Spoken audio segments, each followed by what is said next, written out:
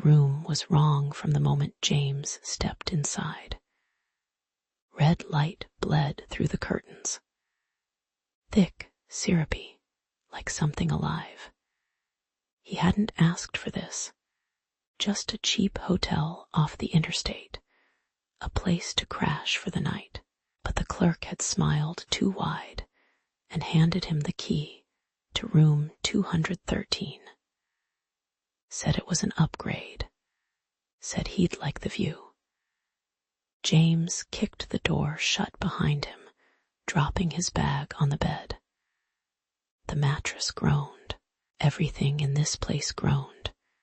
The floorboards, the pipes behind the walls. Even the air felt heavy, like breathing through wet wool. Then he saw the mirror. It wasn't the flicker of movement that caught his eye. It was the color. The reflection wasn't his own. Too pale, too still. And the room behind him. It wasn't this room. The wallpaper curled like dead skin. The carpet was stained dark, not just in patches, but everywhere, like it had been drowned. James turned around. The room was fine. Normal. Just a shitty hotel with shitty lighting. He laughed. Long haul driving does things to your head. Makes you see things. He rubbed his eyes, turned back to the mirror, and froze. Because there he was, but not. His reflection was older, gaunt. Eyes sunken, lips cracked. And behind him, in that other room, something moved. A shadow. No, a shape. Tall, too tall, all wrong angles and dripping black. The reflection's mouth opened. You die here, it whispered. James stumbled back, knocking over the lamp. It shattered. The red light pulsed, brighter now, rhythmic, like a heartbeat. The mirror showed him the bed. His future self lay there, if you could call it lying. The sheets were soaked. His chest was carved open, ribs pried apart like fingers had forced their way in.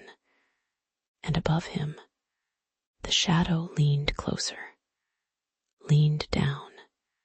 James grabbed the mirror, threw it against the wall. Glass rained onto the carpet, but the red light didn't fade. It got brighter, hotter.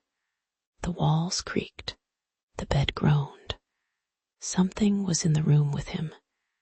He could feel it, the weight of eyes, the prickle of breath on his neck. James lunged for the door.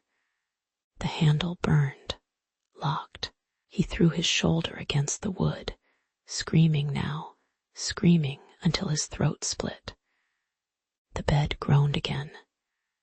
James turned, slow, terrified.